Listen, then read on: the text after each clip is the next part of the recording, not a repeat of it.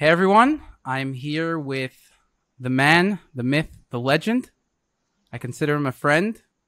He founded the most famous health website, Mercola.com.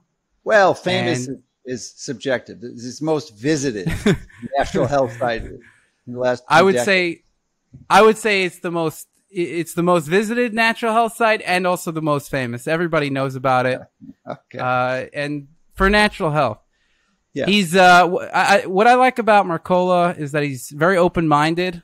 If you give him evidence, he'll change his opinion. He's also a good guy. You know, there's some health people who are not the best people, but he's actually a good guy. And he doesn't really need any big introduction. He has a book out. He's the author of The Truth About COVID. And I'm here to pick his brain about a bunch of different topics. But we can start with, what got you into healthcare? One thing you're such a big figure in healthcare. What got you into it? Well, I've been passionate about health since I was a very small child. I started exercising in 1968 and was going to be an astronaut initially. Then I changed that to medicine when I realized I wanted to take it the next step and learn as much as I can about health. And I was the oddball out in med school.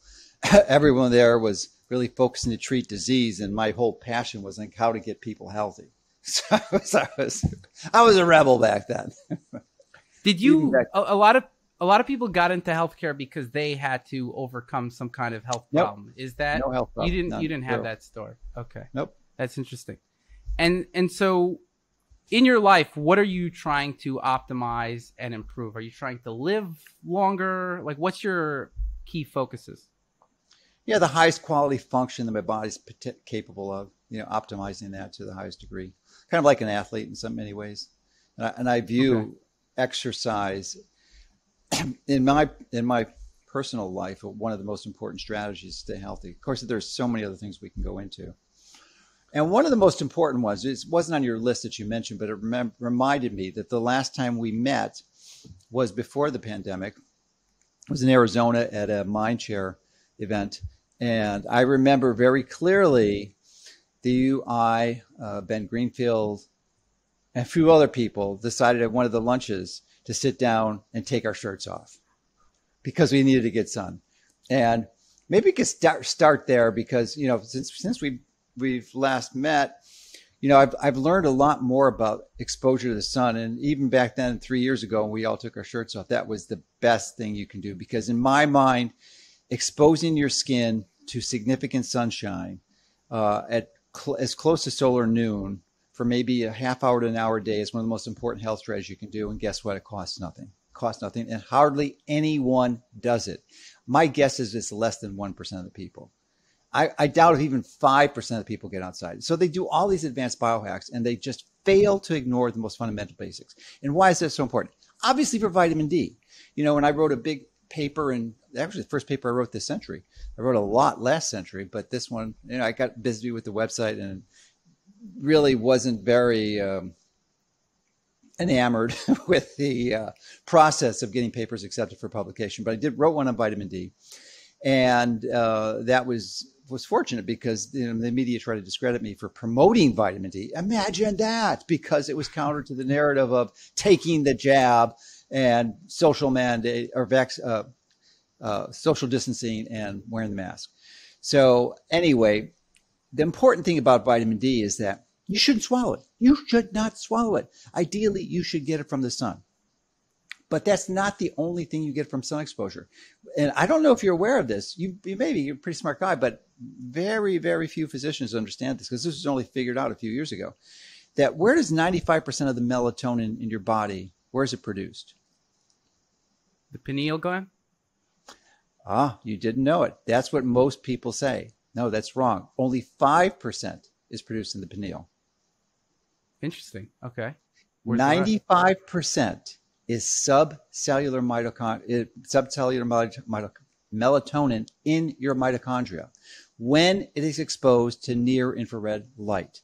This may be every bit as important as getting sun exposure as getting vitamin D, is the melatonin. Why? Because it's a profoundly effective antioxidant. It's produced in the mitochondria, precisely where the electron transportate is. And why is that important? Because that's 90% of your energy is produced there. And in the process of producing energy, the exhaust is reactive oxygen species. So you need something to neutralize that. And what better design could have ever been created than produce the antidote for the excessive oxidative stress right where it's needed? But only if you're getting exposed to the sun. Isn't that crazy? Wow. That is just That's beyond, nuts. That is just beyond crazy. So we were ahead of the curve back there at Mindshare in Arizona. We were way ahead of the curve. But it doesn't stop there. Wait, there's more. All right. So you've got nitric oxide. You've got a lot of people drink structured water, as you know, but the structured water, it doesn't matter if you drink it. It matters is your body makes it and makes it. And guess how your body makes structured water? It's when near infrared radiation gets exposed to your skin. That structures the water, and that's important to actually move your red blood cells through the capillaries. It actually charges up the batteries, so to speak, in your body. I'm a huge fan of sun. We're both big fans of sun. I only live in sunny places, and people are like, "Wow, how did you get so tanned?" I just went outside, and I don't wear sunscreen. It's quite simple. You go outside, you don't wear sunscreen, you're gonna get tan, and you do it in a way that you don't get burnt, right? Because if you we'll got talk burnt, about why you get burnt. Most people don't know why they get burnt. Let me hear. Why do you get burnt? We'll talk about it next. Okay. Next on your list. It's next on your list. All right. So in any case, we're both suspense for people. Some suspense. All right. Because I don't want them dropping off and like leaving. I like how you think. So sun is massively important, and I didn't know that bit about the melatonin. That's actually not 95% is not from the pineal gland. So that's really cool bit of information. It's subcellular. Below the cell level, yeah. Incredible. So the thing is, though, when we look at these vitamin D studies, right, and we see a vitamin D study that could cure everything, right? It's like you got cancer, vitamin D, right? Now, there's something called these Mendelian randomization studies that show when you have a higher level naturally, based on your genetics, of vitamin D, not studies that Self-Decode is conducting. It's like a huge field. You just type in Mendelian randomization in any substance and you'll find studies on it, right? And they're doing this to tease out cause. When they do clinical trials and these Mendelian randomization to see if you have a predisposition, they don't find that vitamin D is actually very effective for quite a lot of things, right? Now, again, I'm a huge fan of sun. And one of the things that it is effective for actually causally is respiratory infections and things like that. But we see and even COVID, since I published that paper in 2020, there's been a number of randomized controlled trials which prove causality of vitamin D to COVID. So I want to talk to you about that because when I look up the research, I see some of the studies saying that there is an effect and some of the studies saying that there is an effect. And what do you make of the studies that show that it's not effective? The main key to interpreting most of those studies, because they're seriously flawed. I would say over 99% of them are fundamentally flawed. Why? Because they're giving a specific dose of vitamin D. They may give 1,000, 2,000, 4,000, 5,000, 10,000, 50,000 once a week. Who knows?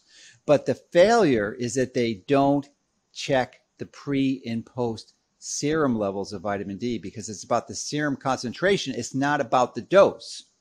Mm-hmm. And that's capitulating, surrendering to the fact that I don't believe people should be swallowing vitamin D. I believe there's a completely different result and consequence of optimizing vitamin D levels based on how you achieve that versus natural versus sun exposure versus swallowing a supplement, which I have not swallowed in 15 years. Guess what my most recent vitamin D level was? Haven't taken it in 15 years. No oral vitamin D. Let me know. Take a guess. What? You know them. You're a big lab guy. 50 nanograms per milliliter? Very close. It was 92. Wow. That's incredible. About, I guess, 50 because I feel like that's around the amount that if you get, fair bit of sun, it gets to 50 nanograms, but 92 naturally. Holy crap. Yeah, naturally. Totally I can tell you don't wear any sunscreen.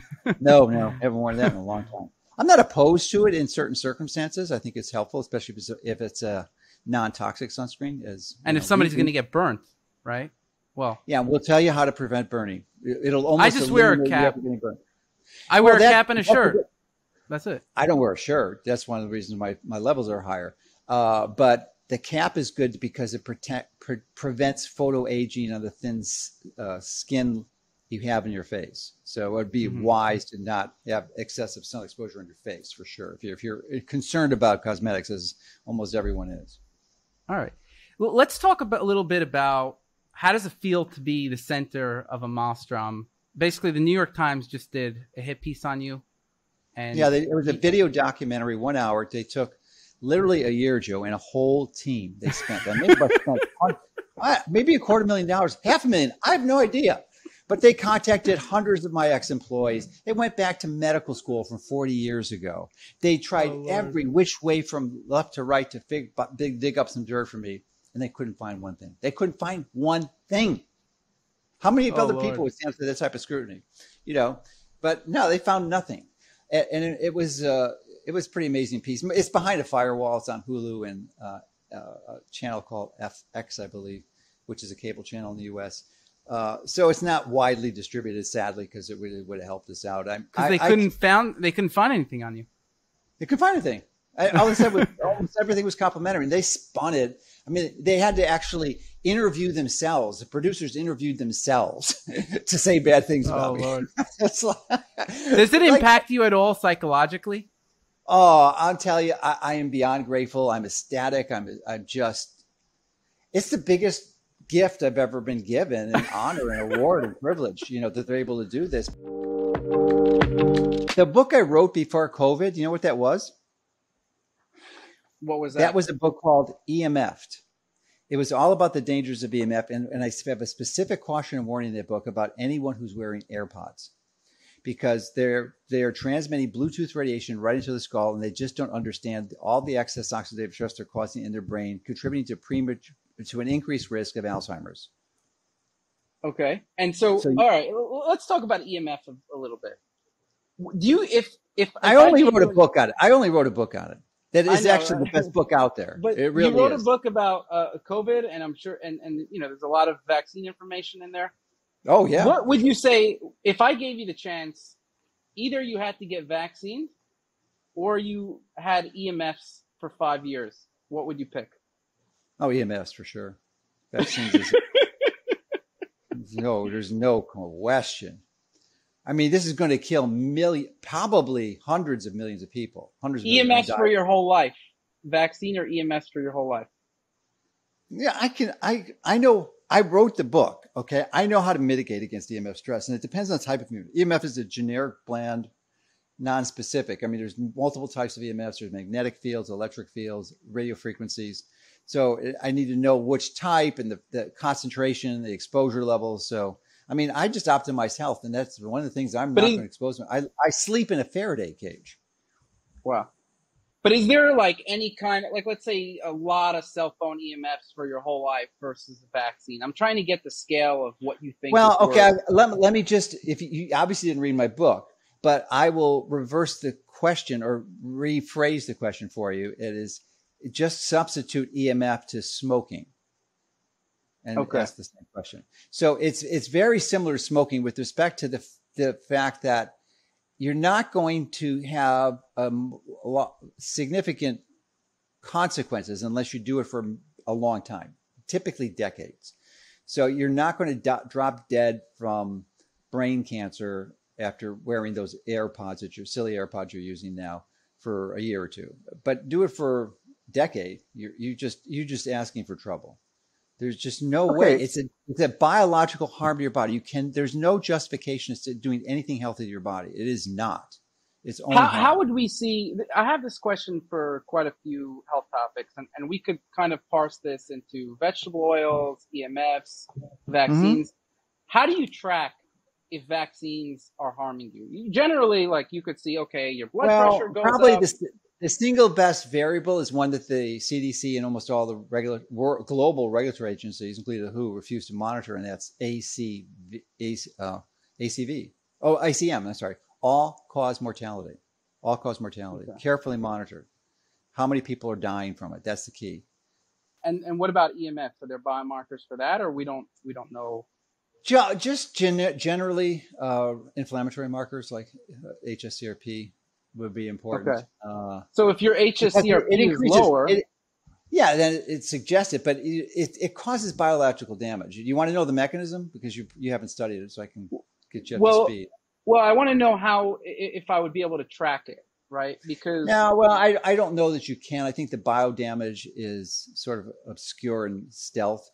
And it's at a really micro level, specifically at the tissue target. So it's chronic and it's pervasive, and it's just like chipping away at your health. Let's talk a little bit about vegetable oils, right? I know I think they're bad, but reading some of the stuff that you've wrote, you're obviously of the opinion that they're one of the worst things for you, right? Yeah, it's the single most deadly element of your diet, in my view. You think vegetable oils or smoking is worse? Well, smoking isn't part of your diet. Right. Okay, you're saying part of the diet. Okay. Yeah, it probably is every bit as bad as smoking, if not worse, though, considering the magnitude of its abuse. So it's a really potent. What is like so bad about it that? Obviously it oxidizes. I know a few things, but you're more of an expert on vegetable oils than I am. So give me the case for why it's so bad. Well, it's much worse than sugar. Most health people think that sugar is evil. And now excess sugar isn't necessarily good, but how long, if you have a lot of sugar, say a big gulp or 3 cans of Coke, how long is that sugar going to last in your body? The effects of the sugar. What's your guess?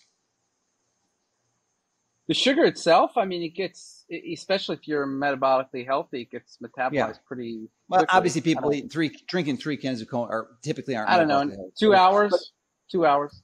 Yeah. So essentially you're right. It's on hours. Okay. Right. It's a matter of hours. Now it might be a day or two in some people, but essentially the metabolic consequences of having that sugar is highly limited. So what are the consequences of how long is the impact of having an order of French fries or a few donuts going to last? Could be. I mean, I know where you're going because it gets embedded into your cellular lipids. So months, membranes typically. Yeah. Yeah. Well, months is wrong. Okay. It's that the half-life is 2 years. The half-life is 2 years. The half-life is 2 years. So 7 years is going to be in your tissues generating metabolic damage. 7 years. Unbelievable. Yeah. So that is one of the reasons. And then, there's a lot of these studies that suggest sugar is harmful, right? Well, it's because they're not teasing out the details. They're looking at processed foods. And if you take the typical processed food, not all of them, of course, some are different, but the typical processed food, you've got sugar in there. But what else do you have in the typical processed food? It's always vegetable oil. Seed oils. Usually twice as much as the sugar. Wow. So sugar has been vilified. And I'm not saying high fructose corn syrup is good to have and abuse. Not at all. But you have to take it in percentage. It is nowhere near as toxic as seed oils. And if you look at these epidemiological studies, you've got levels of sugar going down, especially in China. They have like a tablespoon of sugar a day. And yet the seed oil concentration is going up and diabetes and obesity are exploding despite lowering levels of sugar. It's not sugar. It is seed oils. And so if you're a student of history, how many and you lived in the U.S. at one time. Yeah, my whole life. Yeah. So how many heart attacks do you think we had in the United States before 1900? Before 1900, which is not that long ago, 120 years, right? I don't know. That's a good question. I'm not sure. I mean, probably not that many. That's the correct answer. It's a handful, like less than 10. Less than 10. Okay. Today, it's the #1 cause of death. So what the hell happened if it wasn't sugar? Cancer, right? There was less than 1 person in 100 before 1900 that had cancer. About 1 in 200 people had cancer, were dying. It existed. It wasn't non-existent, but it was small. What's the number today? It's not 1 in 200. What is it? It's 1 in 3. One in 3 are dead from cancer.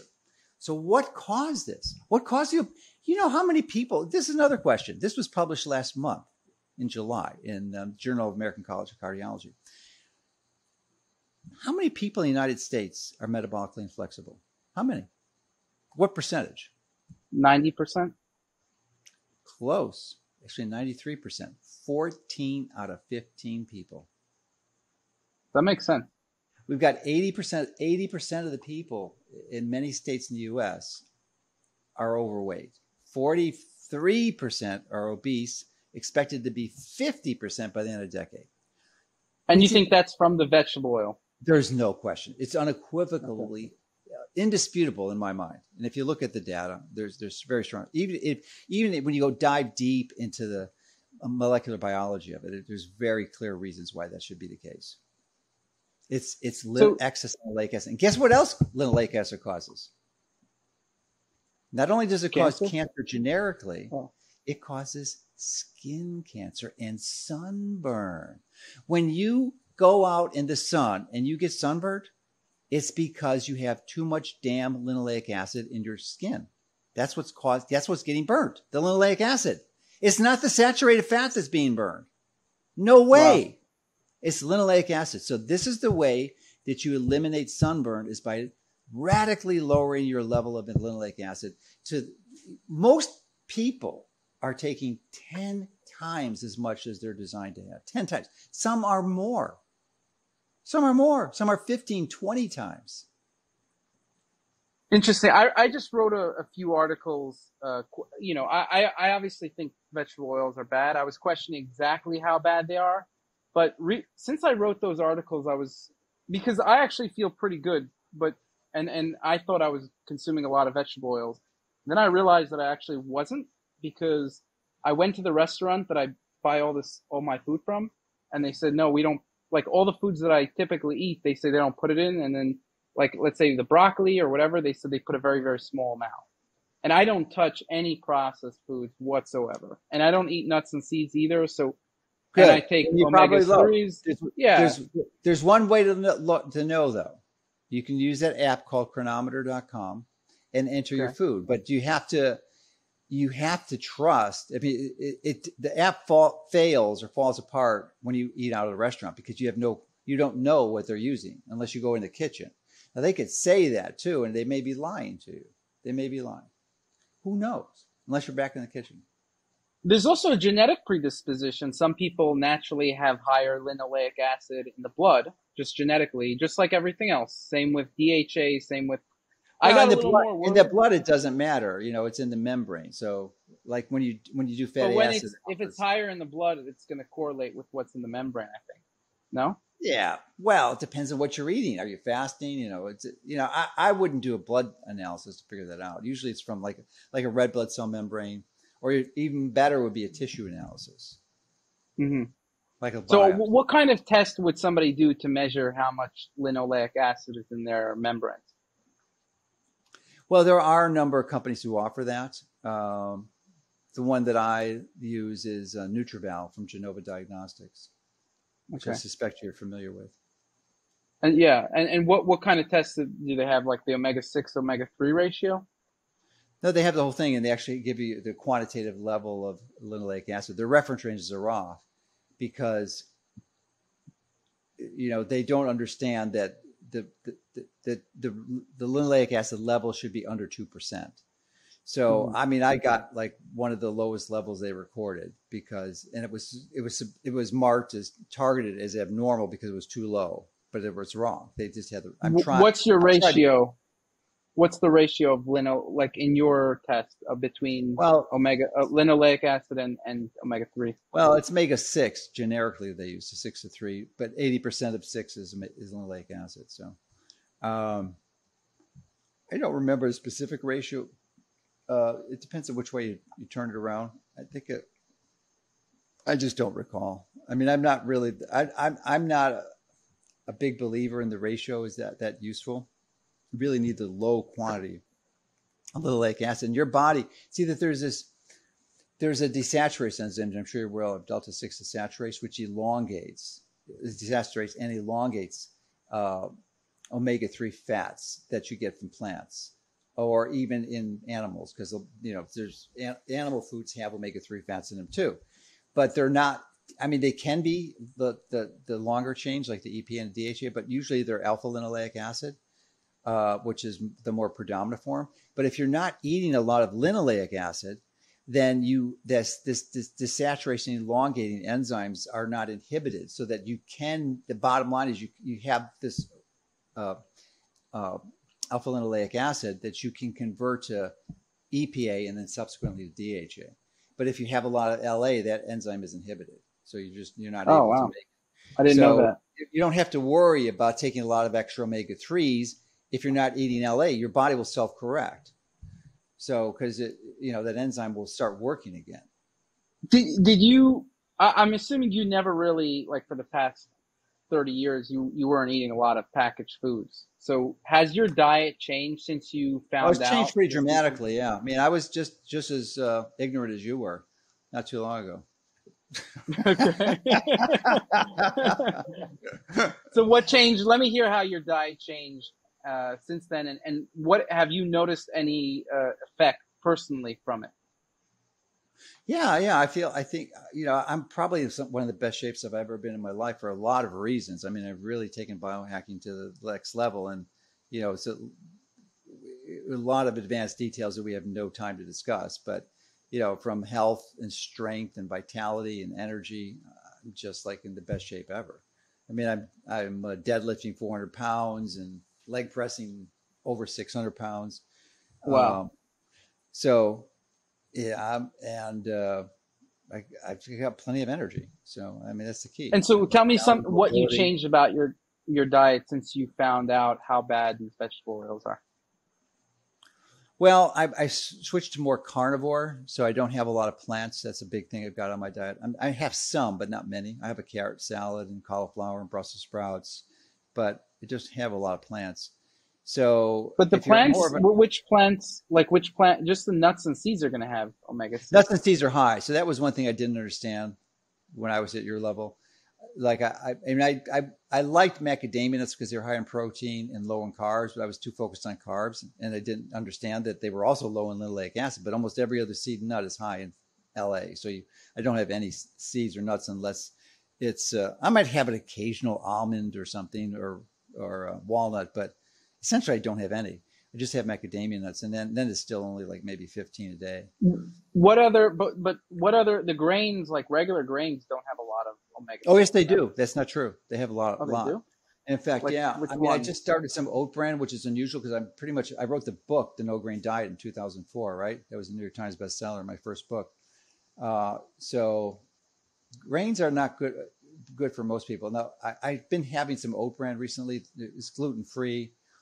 But it does have linoleic acid. I only have a half a cup a day, but that's given me 2 grams, which is a significant. Actually, bumped my total percentage of LA down up over 2%. I was under like 1.7%. Now I'm like 2.1%. So that's your goal. You want to get your total LA by percent of calories content under 2%. And I probably am under 2% because the chronometer data I'm using is flawed because I have 4 chicken eggs a day. And I raise a chicken, so my chickens have 75% lower linoleic acid than the typical chicken.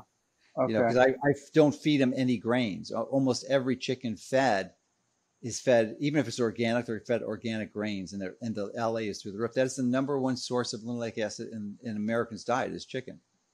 Number one. Interesting. I mean, and so I basically eat a carnivore type diet, it's just vegetables and meat, chicken, stuff like that. So you're saying that I probably have quite a low level. Probably. Yeah, I would think so. Yeah. But you have to be really careful. I know we talked earlier, you said you're a big fan of olive oil, and I would disagree with that fondness because almost 80% of olive oil is adulterated. It has to do with organized crime and You know, it's a big industry.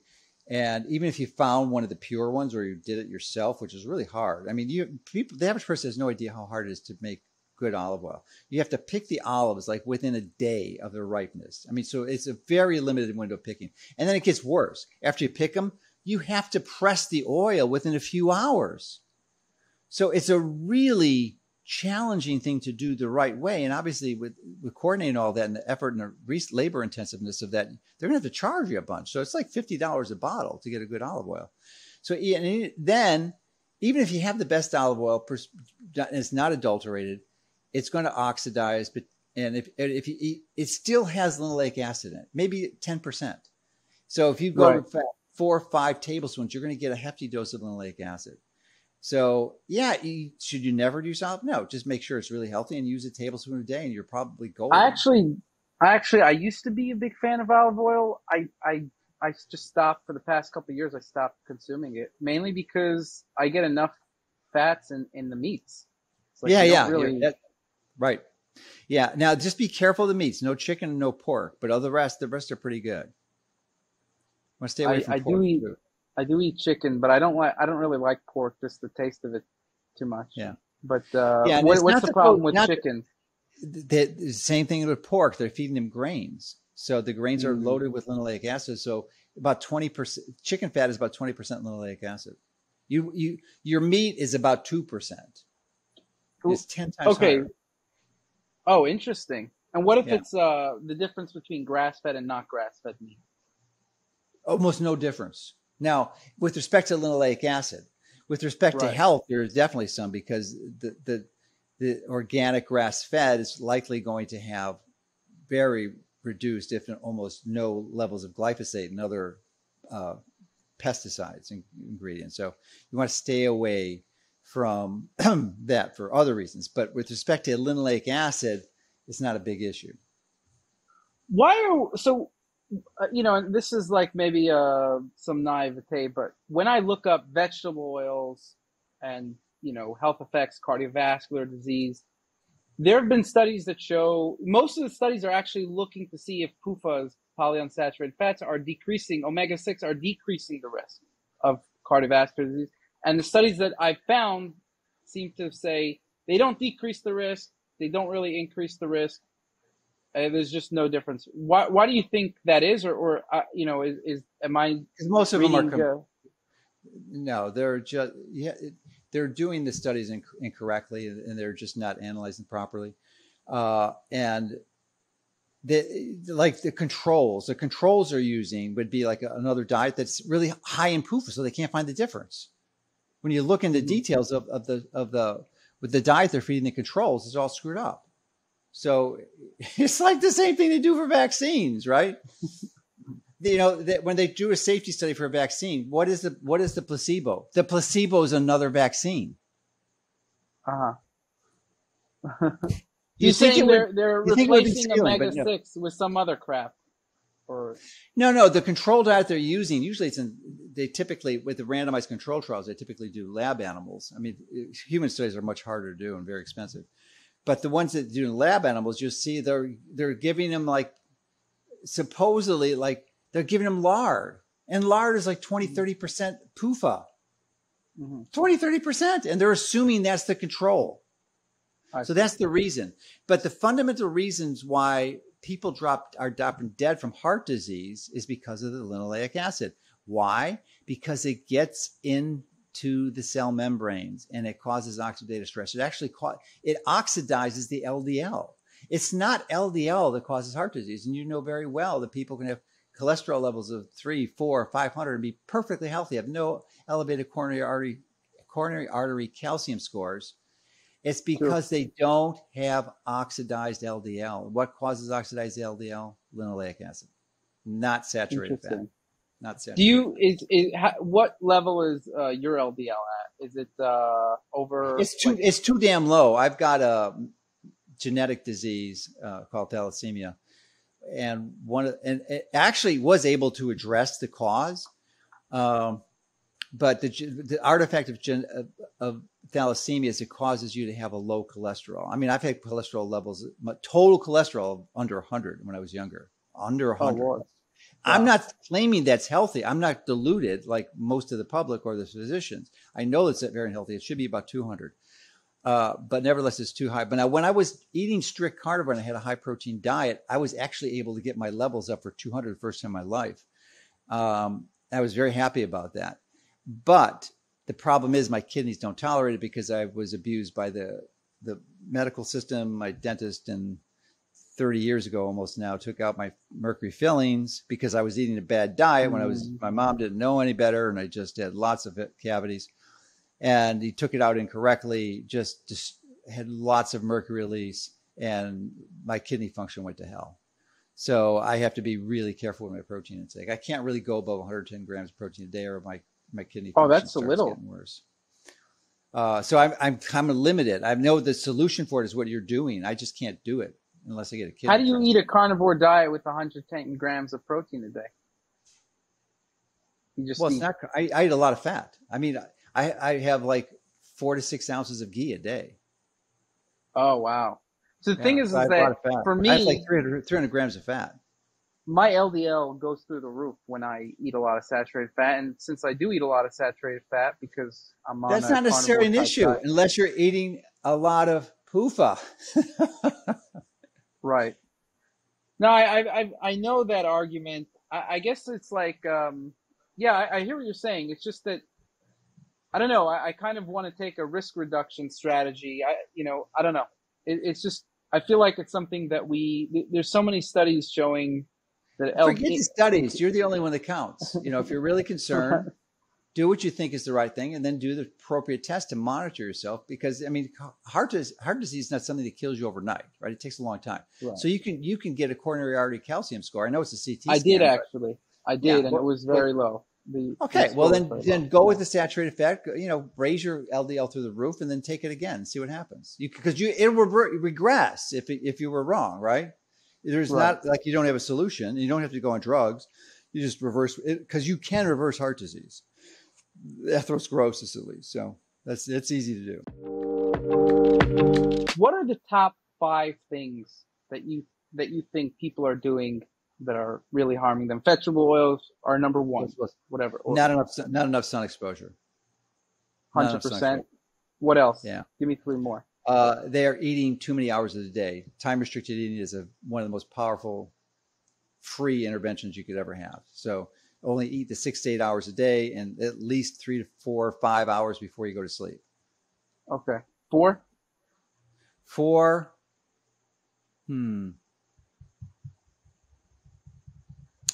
Let me see. Probably. Would EMFs be in the top 5?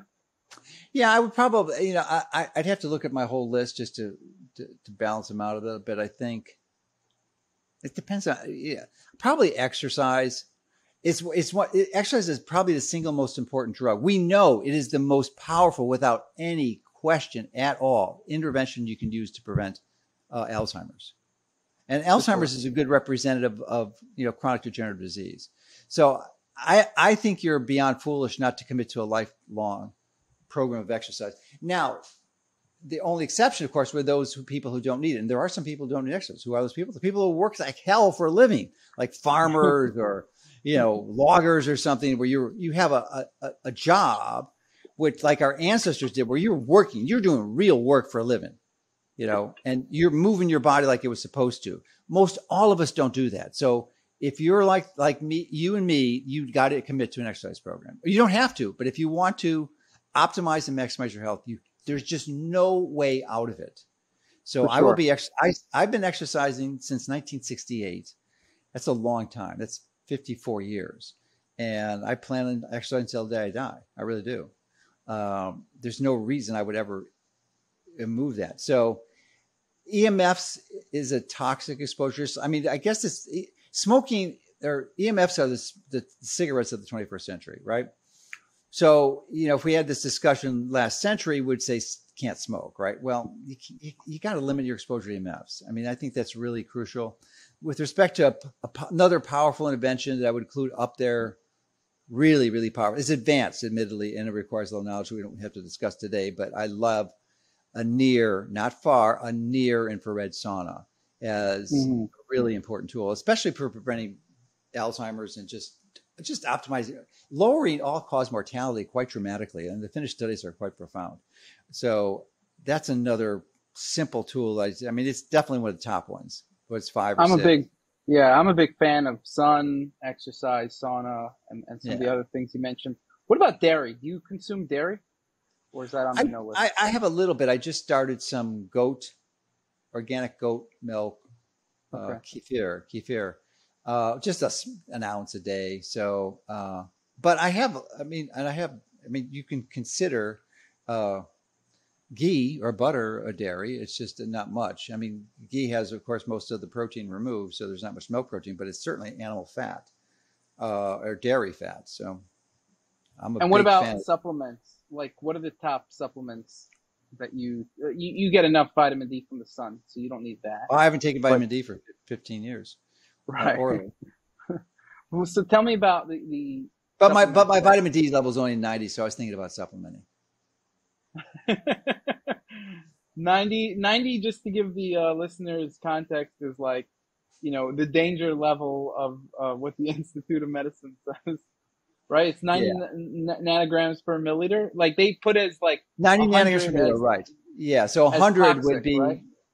According to the No, IRS. I don't know if they do that. It isn't toxic because your body's producing it. They've got these negative feedback. Yeah, no, it's natural. So, I mean, and if I went out and walked instead of solar noon and did it like an hour or two earlier or later, it would probably only be about 60 or 70. Do you find that you get a lot of like more wrinkles from the sun, or not really? I haven't you put noticed on it. Like lotion? You put on lotion, or nope? Oh wow, that's incredible. I haven't noticed it, but yeah, I'm almost 70 years old, so I don't know if I'm going to notice No, I it. think for 70, you have. I mean, you don't look 70, number one, but you don't have wrinkles of a 70-year-old, especially someone who never wore sunscreen. So I'd say, N equals 1 would say that you don't have to worry that much about wrinkles if you're eating or living a healthy diet and lifestyle. Yeah, and I take something called astaxanthin, which is also another powerful. I mean, What I like dosage? it. I take 12 milligrams. 12 milligrams. Okay, I've been experimenting with 12 milligrams to see like when I get a lot of sun in the day instead of. Yeah, it definitely provides a level of UV protection, no question about it. No question. It's very, very clear. It's a really potent antioxidant. But one of my favorite supplements reminds me, because it's an antioxidant, is molecular hydrogen. Most people would take it as a tablet. I have it. I consider it, even though it's not a tablet, I'm taking it as a gas. I have a device that makes molecular hydrogen gas. So I consider that a supplement. And I do it for I have a 7% concentration, and I just inhale by nasocalamin about 30 minutes a day, usually in the morning. So, and why? Because it's a selective antioxidant. And what does that the hell mean? It means that unlike most antioxidants, which are indiscriminate and don't distinguish between healthy and beneficial free radicals and deleterious ones, this one essentially it locks and loads your system to get ready to produce antioxidants if you need them. If there's no excessive oxidative stress, it's not produced. It just hangs around, just wait. It's like loading the chamber, because if you don't have anything if you don't have a bullet in the chamber, I'm sure you're fired weapons, but you got to load the chamber. If there's no bullet in there, you press the trigger, nothing's going to happen. Well, that's what molecular hydrogen does. It loads the chamber so that if you have a sense, your sensor says, "Oh, I got excess," and then boom, you fire it, and then your body makes dozens, hundreds of different antioxidants: glutathione, reductase, glutathione synthase, and catalase, superoxide dismutase. So I used to have a machine as well. I used to drink a lot of, but I stopped. This is a gas. It's not making molecular hydrogen water. Is making gas. It's a big difference. A big difference. Interesting. Let's go back to your original question. The 5 things that people have wrong, right? So way above sauna would be too much iron. Too much iron. I totally forgot. When I look at my list, I forget. So so one of my strategies is you'll love this. Almost everyone watching this needs to donate blood at least 3 to 4 times a year. What's your ferritin level? My ferritin level is about 25. 25. Wow, that's pretty low though, no? Well, I'd like to get it to like 5, I can. I'm on You want to target get it to 5. Yeah. Isn't that going to be iron deficiency? You're not worried? Nope. Wow. The ideal ferritin level should be about 0. And so you're saying that you are measuring your serum iron, TIBC, serum iron, TIBC, serum percent transferrin saturation, the whole ball of wax. And all those are come good. out And normal? hemoglobin. Okay. I mean, obviously, hemoglobin, right? If you have a ferritin of 5 and your hemoglobin is like 8, something's wrong. Something's not right. What's your hemoglobin? Let's say. Well, my hemoglobin is aberrant because of my thalassemia, so it never goes above 12. It's always in the 11s. So, but I just look it up. Thalassemia. You do not have a hemoglobin over 12. It just doesn't work that way. Okay. So it kind of annoys me a bit because CBC is a very powerful predictor, as you know from your lab company, and I can't use any of my indices for health predictions because of the genetics. It just doesn't work. Now, if the people were using populations of thalassemics and then taking the data from that, but they're not. They're using normal populations. So. I see. All right, it was good catching up, and glad to have the time. Always great to pick your brain, and I appreciate it. Your wealth of knowledge, and it's fun. All right, thanks, Joe. Good catching up. Bye now. Thank you. Take care.